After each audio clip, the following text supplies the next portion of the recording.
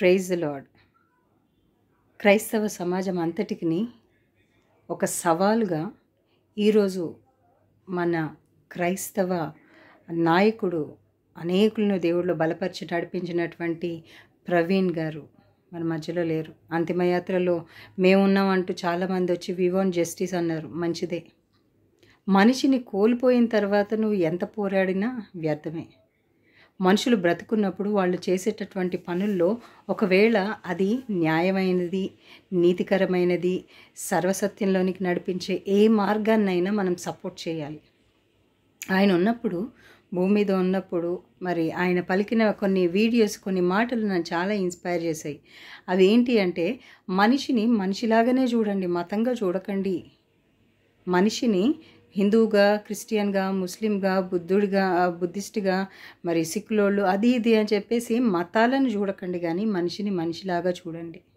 Yes, దేవుడు మతాన్ని సృష్టించలేదు. స్త్రీ జాతిని, పురుష జాతిని, 2 జాతుల్ని దేవుడు సృష్టించాడు. కానీ ఈరోజు మనుషులు వాళ్ళ వృత్తులు, వాళ్ళు చేసినటువంటి పనుల ప్రకారం వాళ్ళు డివైడ్ చేసేసుకున్నారు. మేము ఈ మతస్థులం, ఆ మతస్థులము, అది ఇది అని వాళ్ళకి ఇష్టం వచ్చినట్టు వాళ్ళు క్రియేట్ చేసుకున్న దాన్ని ఈరోజు కేవలం క్రైస్తవుల్ని మాత్రమే ఎందుకు ఫోకస్ చేస్తున్నారు? మీరు క్రైస్తవుల్ని మాత్రమే ఫోకస్ చేసి మతాలు మారుస్తారు, మనుషుల్ని మారుస్తారు, అందరినీ తిప్పేస్తున్నారు అని చెప్పేసి క్రైస్తవుల్ని ఎందుకు మీరు టార్గెట్ చేసి మాట్లాడుతున్నారు? నాకు అర్థం కావట్లేదు. క్రైస్తవులు ఎక్కడ కూడా మీరు మతాలు మారండి అని చెప్పలేదు. మా బైబిలే చెప్పట్లేదు. మతం మారండి అని చెప్పి బైబిలే చెప్పట్లేదు. మార్గం అని మాత్రమే చెప్తుంది. ఇది మంచి మార్గము. మనం అడ్రస్ తెలవకపోతే, అడ్రస్ తెలియక అటు ఇటు తిరుగుతూ ఉంటే ఇవాళ రేపు గూగుల్ నమ్ముకుంటున్నారు. ఆ గూగుల్ నిన్ను తీసుకెళ్తుందో ముంచుతుందో, కానీ దాన్ని అయితే నమ్ముతున్నారు కదా. నిన్ను మరి నువ్వు వెళ్ళాలనుకున్న గమ్యానికి చేరుస్తాడో చేరరు, కానీ డ్రైవర్ని అయితే నమ్ముతున్నారు. ఇంతమందిని నమ్మి, ఇంతమంది మీద నువ్వు ఆధారపడిపోతున్నావు. మరి నువ్వు నిత్య నరకం నుండి తప్పించబడాలి అనే చిన్న ఆశతోటి, మరి అంత ఆస్తి ఉన్నా, అంత పలుకుబడి ఉన్నా, ప్రపంచం అందరూ తనని గుర్తుపడుతున్నా, మరి తనంతా తగ్గించుకొని నీ గురించి నా గురించి ఎందుకు ఆయన మాట్లాడాలి? మాట్లాడి టార్గెట్ అవ్వడం. మీరు మాట్లాడేది కరెక్టా కాదా అన్నది ఫస్ట్ తెలుసుకోండి. ఎందుకంటే నోటికి ఏదొస్తే అది మాట్లాడుతూ వెళ్ళిపోవడం కాదు. నువ్వు మాట్లాడేది కరెక్టా కాదా అన్నది తెలుసుకొని అవతలని టార్గెట్ చేయాలి. అంతేగాని నాకు తెలిసి నిజంగా చెప్తున్నా కదా, చాలామంది హిందూస్ మతము ఈ రోడ్ల మీద తిరుగుతూ ఉంటారే, జై శ్రీరామ్ అనుకుంటూ, లేకపోతే హనుమంతుడిది పట్టుకొని ఇవన్నీ తిరుగుతూ ఉంటారు కదా. కొన్ని గ్రూప్స్ ఆఫ్ పీపుల్ తిరుగుతూ ఉంటారు కదా. అసలు ఆ దేవుళ్ళు ఏం చేశారు? ఆ దేవుళ్ళకి ఉన్నటువంటి ప్రాముఖ్యత ఏంటి?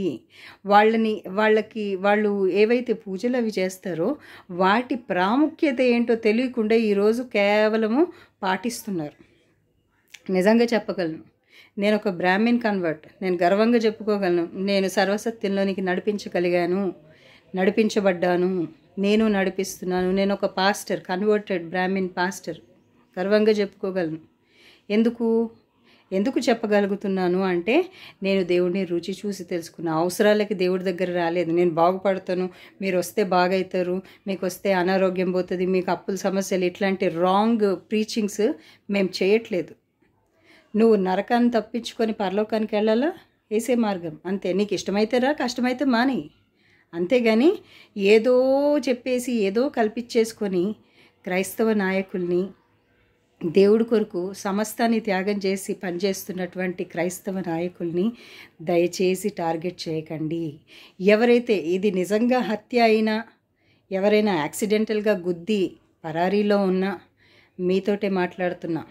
ఒకవేళ నువ్వు చంపినా, నువ్వు అనుకోకుండా యాక్సిడెంట్ చేసినా, ఆల్రెడీ నీ లిస్ట్ దేవుడి దగ్గర ఉంది. నువ్వు ఎట్లన్నా బయటికి రావాల్సిందే. దేవుడు తీసుకొస్తాడు, న్యాయం చేస్తాడు. నువ్వు ఏ ఉద్దేశంతో చేసావో దేవుడికి ఖచ్చితంగా తెలుసు. కాబట్టి ఖచ్చితంగా నువ్వు ఎక్కువ రోజులు దాక్కోలేవు. న్యాయము దేవుడు తీరుస్తాడు. మనం కేవలం అంటే క్రైస్తవులు అంటే సైలెంట్గా ఉంటారు. వీరు గొర్రెలు అని మాట్లాడుతుంటాడు ఒక హిందూ, రాధా మనోహర్ దాస్. గొర్రెలు గొర్రెలు గొర్రెలోళ్ళు అంటాడు. గొర్రెలమే. అవసరం వచ్చిందనుకో, మా మా ఉగ్రరూపం చూపించామనుకో అసలు ఎక్కడా ఉండరు. ప్రపంచవ్యాప్తంగా చూసుకున్నట్లయితే క్రైస్తవ జనాభా మరి 70% ఉంటుంది. మిగతా మతాలన్నీ కలిపి చూస్తే 30%. ఈ 7% జనాలందరూ ఐక్యంగా కలిసి అంటే మీ మీదకి తిరుగుబాటు చేసి మీరు ఎక్కడుంటారు? ఇది యేసుప్రభు మాకు నేర్పించింది కాదు. నీ కుడి చెంప మీద కొడితే ఎడమ చెంప చూపించు అని మాత్రమే చెప్పాడు. అంటే ఆయన కొరకు మాత్రమే. అన్యాయం జరుగుతున్నా కూడా కేవలము దేవుడు సహించిన ప్రకారం మేము సహించడానికి ప్రయత్నం చేస్తున్నాం. అంతేగాని వీళ్ళు చేతగానోళ్ళు చవటలు అని ఒకవేళ భ్రమలో ఉన్నట్లయితే ఒక్కసారి ఎదురు తిరిగామంటే నువ్వు ఎక్కడ నిలబడలేవు. ఎవరైతే క్రైస్తవులకు వ్యతిరేకంగా మాట్లాడుతున్నారో మీ అందరితోటి ఈరోజు ఫస్ట్ టైం నేను ఇట్లాంటి డిబేట్స్లోకి రాను, కానీ ఫస్ట్ టైం నేను ఖచ్చితంగా ఒక దైవజనుడిని, ఒక క్రిస్టియన్ వాయిస్ని మేము కోల్పోయాం. అనేకుల్ని బలపరుస్తూ మరి దేవుళ్ళో బలపరుస్తూ మరి ఎక్కడ భయపడకుండా తనకి థ్రెట్ ఉన్నదని తెలిసినా కూడా దేవుడి పని ఎక్కడ ఆగకుండా, మీరు ఏదో అనుకుంటున్నారు, మనిషిని చంపేశామనుకుంటున్నారు. మీరు చేసిన పిచ్చి పనికి ఆయన చక్కగా పరలోకంలో హాయిగా దేవుడితో ఉంటాడు. ఏదో మనిషిని చంపేశామనుకుంటున్నాం. మనిషిని చంపుతారేమో, శరీరాన్ని చంపుతారేమో కానీ ఆత్మని చంపలేరు. గుర్తుపెట్టుకోండి. మీరు మనిషినే చంపుతున్నారు కానీ డైరెక్ట్ పరలోకానికి వెళ్ళిపోతాం మేము. ఒకవేళ అట్లాంటివి కనుక మీరు చేసినట్లయితే వీళ్ళని అట్లా పాడు చేయాలనుకుంటున్నావేమో. నువ్వు పాడు చేస్తే మాకు మంచే జరుగుతుంది, అది మర్చిపోకు. నువ్వు పాడు చేయాలన్న ఉద్దేశం నిన్ను పాడు చేస్తుంది, మాకు మంచి జరుగుతుంది. కనుక ఇప్పటి నుంచి ఇట్లాంటి పిచ్చి ప్రయత్నాలు చేయకండి. మరి క్రైస్తవుల సోదరి సోదరుమణులకు కూడా నేను ఒక విజ్ఞప్తి చేస్తున్నా. నిన్ను వల్ల నీ పొరుగువాడిని ప్రేమించు అని మన వాక్యంలో చదువుకున్నాము, దాన్ని బోధిస్తున్నాము, ప్రకటిస్తున్నాం. కనుక అవతలోడికి ఛాన్స్ ఇచ్చేటట్లుగా నీ క్రైస్తవ సహోదరుని, నీ క్రైస్తవ గురువుల్ని, మరి పరిచర్య చేస్తున్నటువంటి వారిని వేలెత్తి చూపిస్తున్నవేమో జాగ్రత్త. పక్కనోడికి అలసైపోతున్నాం. పక్కనోడు మన మీద విరుచుకుపడడానికి, పక్కనోడు మన గురించి మాట్లాడడానికి మెయిన్ కారణము నీ యొక్క స్వభావం మాత్రమే. కాబట్టి ఆ స్వభావంని ఎప్పుడైతే నువ్వు మార్చుకుంటావో అప్పుడు నీ ద్వారా ప్రకటించబడుతున్నటువంటి దేవుడు పనిచేస్తాడు. కనుక క్రైస్తవ సోదరి సోదరీమణులకు నేను చేస్తున్న విజ్ఞప్తి ఏంటంటే, మన వాళ్ళకి ఎవరు సపోర్ట్ రారు, మనమే రావాలి. ఈరోజు ఎంతమంది వచ్చారు? కొన్ని వేల మంది వచ్చారు. ఒక దైవజనుడి కోసం అన్ని వేల మంది రాగలిగారు అంటే తను ఎంత స్ఫూర్తిని నింపారు, మరి ఎంతమందికి ఆశీర్వాదకరంగా ఉన్నారు.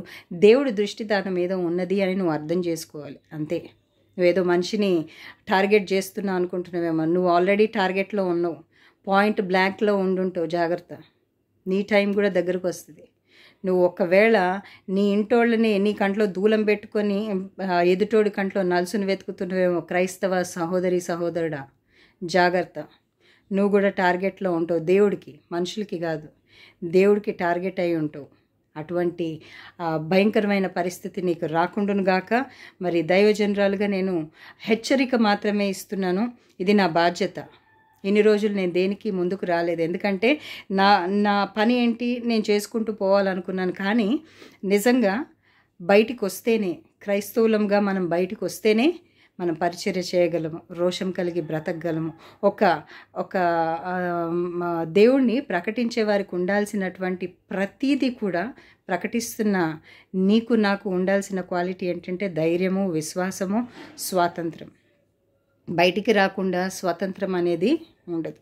కనుక ఈరోజు మొదటిసారి నేను వచ్చి మాట్లాడుతున్నా కనుక హెచ్చరికలతో కూడినటువంటి రిక్వెస్ట్లు కొన్ని ఇచ్చాను. కనుక ఇక మీదట చాలా జాగ్రత్తగా నీ క్రైస్తవ సహోదరిని టార్గెట్ చేసి నువ్వు మాట్లాడుతున్నట్లయితే నువ్వు పాయింట్ బ్లాంక్లో ఉంటావు. అది క్రైస్తవుడు అయినా మరి అన్యుడు అయినా ఎవరివైనా కూడా దేవుడి దృష్టి నుంచి తప్పించుకోలేవు. కాబట్టి క్రైస్తవులు ఒక్కసారి తిరుగుబాటు చేస్తే కనుక నీకు అడ్రస్ కూడా ఉండదు, దేవుడు అడ్రస్ కూడా దొరకనియడు. So be careful. ఇప్పటి నుంచి ఇట్లాంటివి మానేసి మనిషిని మనిషిగా చూద్దాం, మతంగా చూడడము మానేద్దాం. Thank you. Praise the lord.